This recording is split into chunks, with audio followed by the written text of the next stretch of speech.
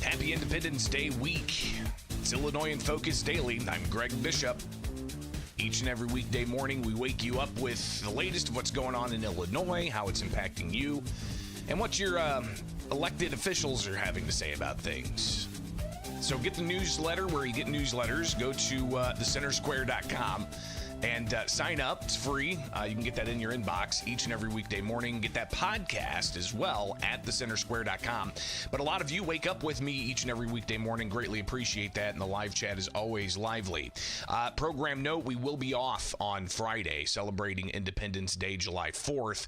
Hopefully you are able to take part in activities, festivities, or just to reflect on, what is this, 249 years now as a country, as a constitutional republic. Next year is going to be a big blowout, I'm imagining, for the 250th. So there's going to be a lot going on there. Today, a couple of segments. One, we're going to look at the U.S. Supreme Court rulings from Friday, what President Donald Trump had to say about it, and what a bunch of elected officials throughout the state of Illinois had to say about it as well. We may also delve into the GOP challengers to Governor J.B. Pritzker. He announced Thursday last week that he's running for a third term. Well, there's several challengers in the GOP field. Here we are, months before the March primary next year. So we'll talk about that as well. It is Illinois in Focus Daily. I just realized my cat is in the studio with me, so we'll take that short break here before we get into the first segment, and I'll let my cat out of the room so she doesn't jump on me and cause a ruckus, which is very liable to happen. It is Illinois in Focus Daily. I'm Greg Bishop. Like, subscribe, hit that notification bell. Wake up with us each and every weekday morning here for Illinois in Focus Daily.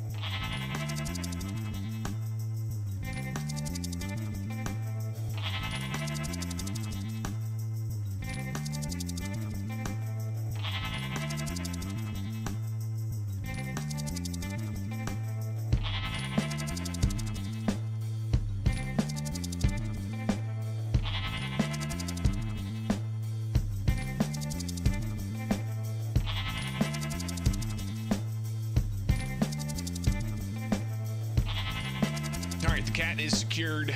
It's no longer in the bag or in the office. It's good to get that out of the way.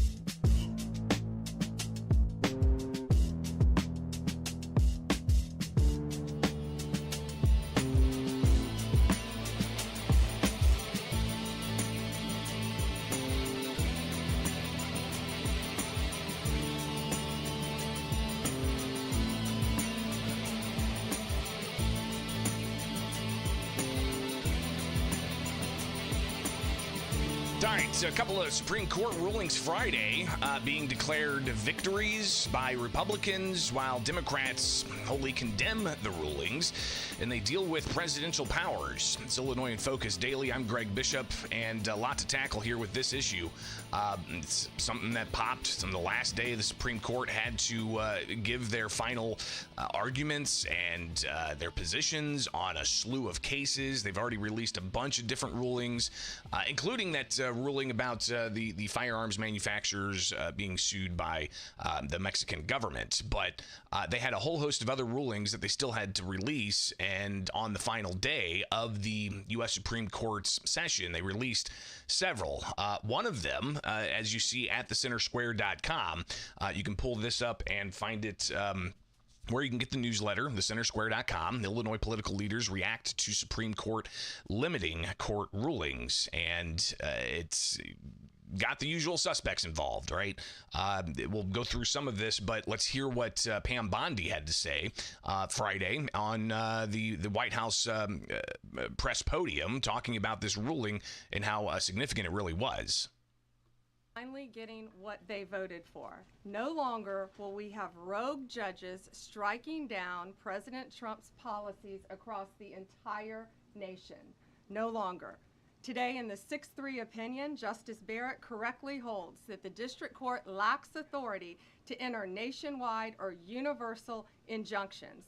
These lawless injunctions gave relief to everyone in the world instead of the parties before the court. As the Supreme Court held today, they turned district courts into the imperial judiciary.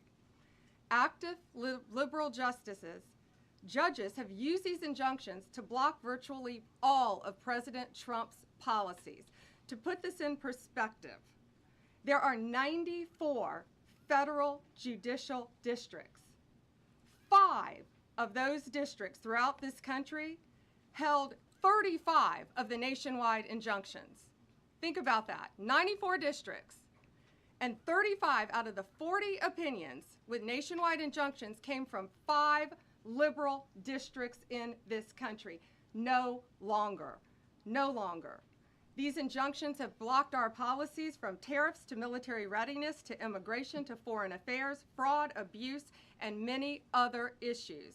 The judges have tried to seize. So again, it's Bondi talking about how there was what the prevailing opinion from the U.S. Supreme Court indicated was an imperial judiciary, which that's not necessarily how the Supreme Court views the district judges to be able to have that kind of power. You've got President Trump talking about how he says that the Constitution has been restored. Here's the president answering some questions. This is more and more concentration of power in the White House and the executive. Well, this really brings back the Constitution. This is what it's all about, and this is really the opposite of that. I mean, the question is fine, but it's the opposite. The Constitution has been brought back. So the president saying that this was a victory for the Constitution and the separation of powers even. But again, you've got the reaction, at least from Illinois political leaders. We'll go through some of this. Illinois Attorney General Kwame Raoul, he said that even though today's decision wasn't, birthright citizenship was at the focal point of this. And the issue of this ruling on the birthright citizenship issue, where somebody who's not a citizen to this country can come to this country, have a child while in this country as a non-citizen, and that child, through birthright, is a citizen of the country. The Trump administration had an executive order that said that that's a misinterpretation of it. It's supposed to be, post-Civil War reconstruction, for, as the president said, the children of slaves to be considered part of this country as citizens. So he's arguing in court, and part of the issue was the injunction that was put on this particular case and other cases where you had a district federal judge give a nationwide injunction blocking the president from being able to move forward.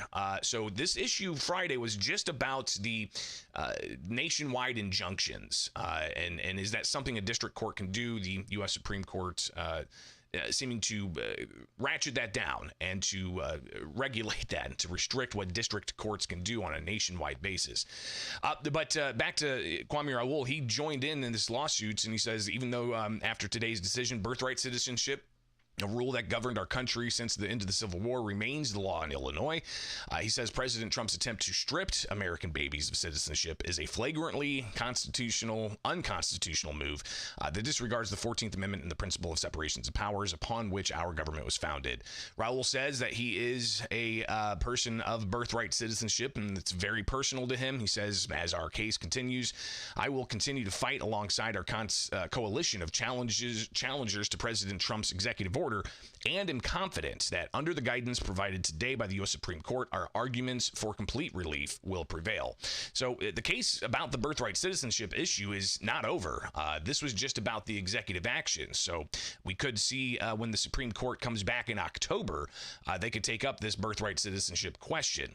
Back to more reaction from the court's opinion on Friday. U.S. Senator Dick Durbin said by issuing the ruling, the U.S. Supreme Court, not the Illinois Supreme Court, the U.S. Supreme Court is stating that courts cannot block even the most lawless actions of the Trump administration on a nationwide basis. The Supreme Court is playing procedural games with the most fundamental rights, explicitly protecting our Constitution, the right of citizenship. Governor J.B. Pritzker chiming in as well. He just announced his campaign for a third term of governor. A lot of people speculating he's queuing up to be running in the 2028 presidential election. But he said that it's a dangerous sign that Donald Trump is further consolidating power and putting his own interests above the needs of the American people. As Trump and his allies continue to attack the rule of law and undermine the foundations of the United States Constitution, Illinois will stay true to who we are. We are the land of Lincoln, and we will forcefully defend the freedoms and rights of our people. Now, Republicans praising the ruling. Mike Bost, U.S. Congressman from Murfreesboro, posted on social media that the ruling is a clear rebuke of activist judges and yet another major victory for President Trump. A single district court judge should not be able to issue injunctions that derail a president's national agenda, Bost wrote. This is an issue that has frustrated presidents of both parties for decades. The court acted rightly to provide a sense of clarity the system has lacked for too long. Congresswoman Mary Miller, a Republican from Oakland, she said that the ruling is a major victory for the rule of law and our nation's sovereignty. She said 77 million Americans voted for President Trump's America First agenda in birthright citizenship. So that's the reaction from Illinois politicians to the ruling on Friday from the U.S. Supreme Court limiting the power that district judges have in enforcing nationwide injunctions. But that wasn't the only ruling. There was a ruling dealing with school curriculum and parents' choice and parents' rights, and a ruling from the U.S. Supreme Court, the case Muhammad v. Taylor. It says that the court recognized parents have a constitutional right to opt their children out for religious reasons, content such as storybooks that push the LGBTQ ideology. It was a 6-3 ruling, and you have a lot of reaction here as well. But let's hear a little bit of what the Deputy U.S. Attorney General Blanche says about this particular ruling from the U.S. Supreme Court on the issue of curriculum in public schools and whether parents can opt out of such things. The injunctions case, we would be here talking about another great decision that came down today, the Trans Books case, which restores parents' rights to decide their child's education. Seems like a basic idea, but it took the Supreme Court to set the record straight, and we thank them for that. And now that ruling allows parents to opt out of dangerous trans ideology and make the decisions for their children that they believe is correct. And so we thank the Supreme Court for that. There's been multiple decisions over the past several weeks that just show why this nationwide injunction ban had to happen. For example, what I mean by that is local district court judges issuing decisions that are clearly contrary to law just because they don't like the policy of President Trump. And when it gets to the Supreme Court has to correct it. But that takes time. The Attorney General thanked our lawyers, and I'll do it again. Our lawyers are working 24 hours a day, 7 days a week to fight these injunctions and to emergency appeals, emergency stays, going back to the district court judge, asking them to change their view. And so their hard work is really paying off today, but over the past few weeks. We had a stay of an order that prevented DHS from moving aliens to a third country. We had a stay of an order that stopped the Department of Defense from implementing military readiness, the EO that President Trump signed. We had another stay of an order forcing reinstatement of fired executive branch employees, entirely within the president in Article 2, his right to do.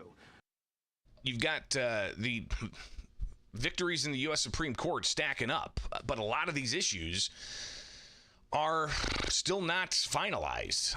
It's very similar to those who've been tracking the gun ban case, right? I mean, 2023, the gun ban was initiated and put into law in January. Weeks later, lawsuits, preliminary actions, injunctions on the district level, going up to the appeals court, being reversed, going up to the U.S. Supreme Court on preliminary grounds, bouncing all the way back to the district court, where it took, all of 2024 to have that case hashed out and decided on final judgment. So we're still waiting on the outcome in the appeals court for that case. So again, you can see how these preliminary issues can kind of slow things down and make the issue come back to the district court and then have to deal with whatever the U.S. Supreme Court precedent is. And we'll be watching that very closely. But again, just getting some of the reaction from the Illinois officials on two particular U.S. Supreme Court cases to the LGBTQ curriculum issue. You've got the likely suspects here talking and posting on social media their thoughts. Mary Miller, as we saw in the previous story, she said that for years parents have sounded an alarm over obscene and inappropriate content invading our schools, and today they were heard. She said the Supreme Court delivered a historic win for families, affirming parental rights, safeguarding religious freedom, and pushing back against the left's radical gender ideology targeting our children. Senator Dick Durbin, he posted as well about this. He said that the LGBTQ stories matter. Kids deserve to see themselves in the books they read. Tragically, the same zealots who try to ban books from libraries are now trying to limit what kids can read, learn, and hear from teachers in their classroom. We must put love and acceptance over hate and division as Pride Month comes to a close. It's clear we still have a fight ahead of us. So that's, again, just some of the reaction from the U.S. Supreme Court's decisions on Friday. And what Illinois elected officials have to say about these things. All right, it is Illinois in Focus Daily. I'm Greg Bishop. Like, subscribe, hit that notification bell. Wake up with us each and every weekday morning and get the latest in your inbox. Go to thecentersquare.com and sign up for that newsletter. It's free, and you can also donate at thecentersquare.com to keep us going each and every day, bringing you the latest headlines, not just from Illinois, but from across the country at thecentersquare.com.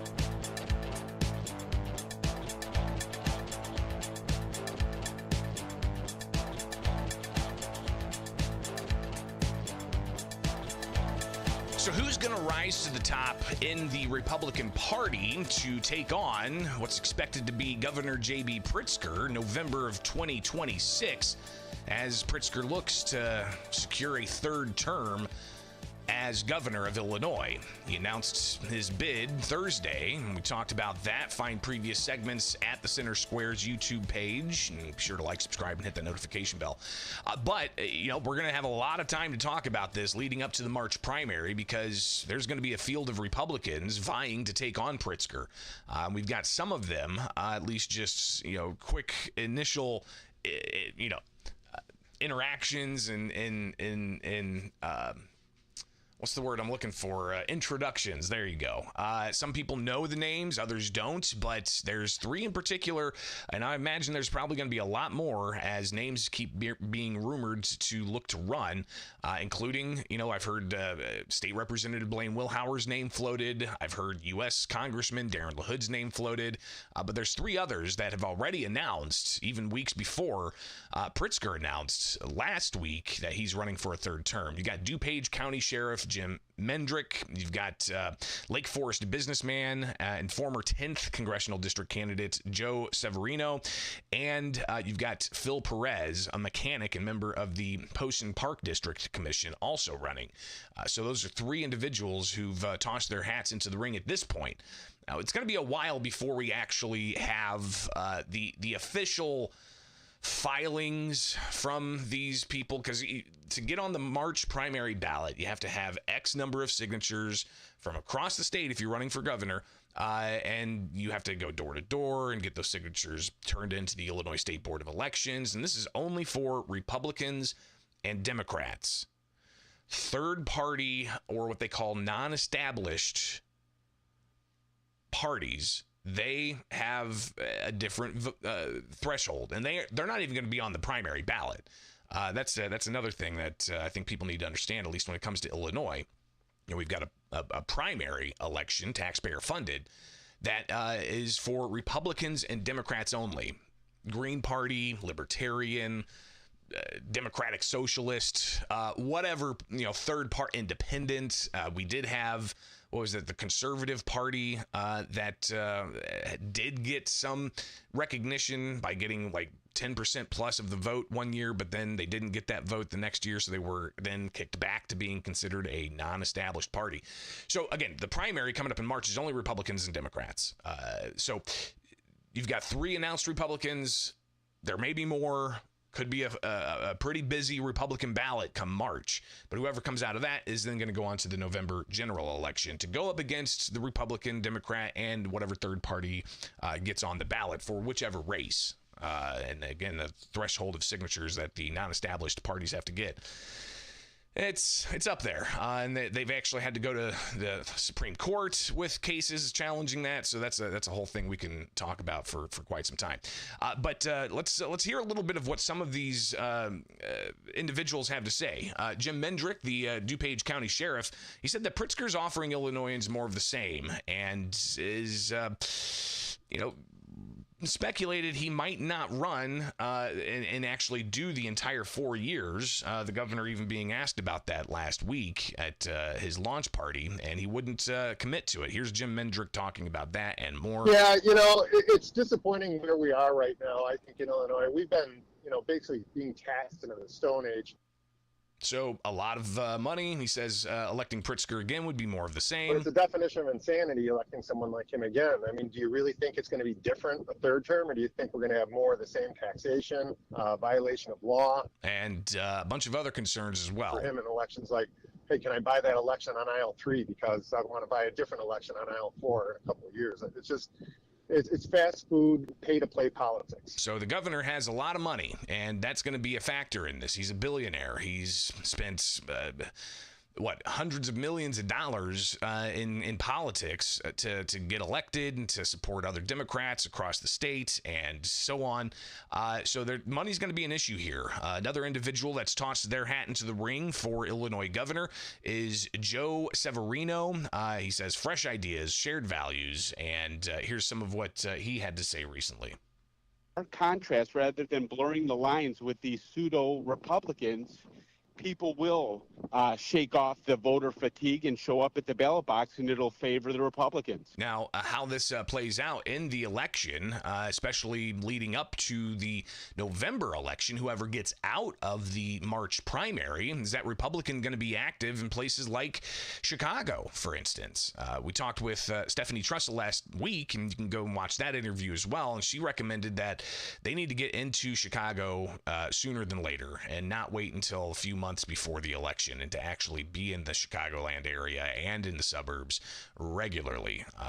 There's an indication from Republican players that there's a willingness to have support for Republicans, but people need to be on the ground. How that happens with the financing differentiation, Pritzker with billions of dollars, hundreds of millions in campaign funds, and then the Republican Party in Illinois, which is having donors continue to leave the state.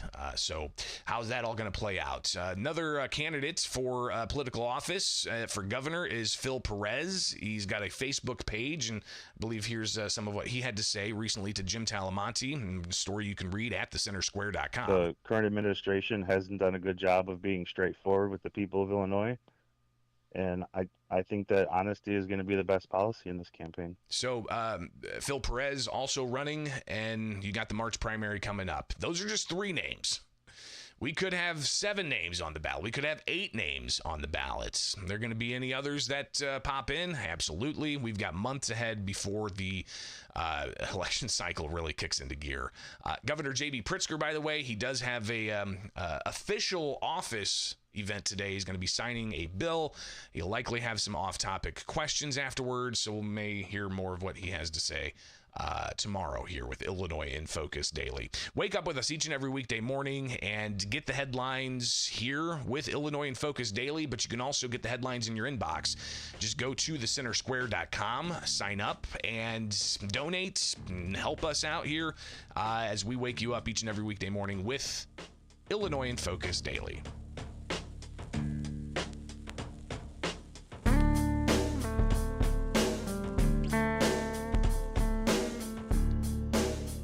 Tomorrow, we'll hear a little bit about fireworks. Delve into that heading into the Independence Day holiday.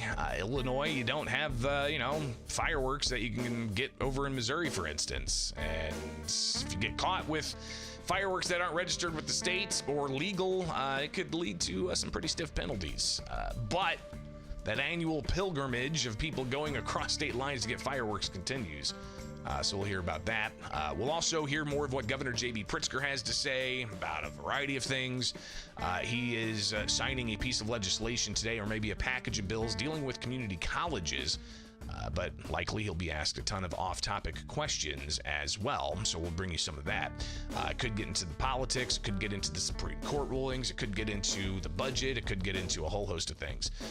So a lot to tackle here this week. On a holiday week, again, programming note, we will be off on Friday, Independence Day, July 4th.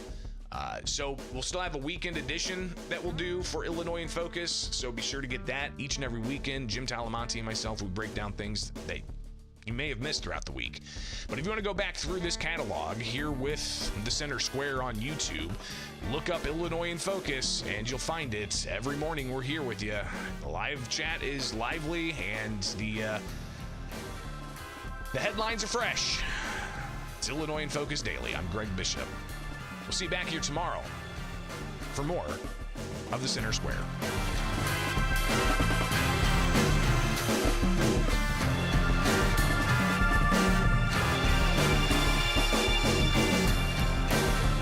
Something else we should do tomorrow. I should put a note on my planner here. It's going to be Budget Day. The new largest state budget in state history is going into effect tomorrow. So we'll wake up in the morning and talk about how much your tax dollars are being spent by the state of Illinois. $55.2 billion. That is a chunk of change. Largest in state history. Includes tax increases. A whole bunch of them. Don't forget your gas tax going up tomorrow as well.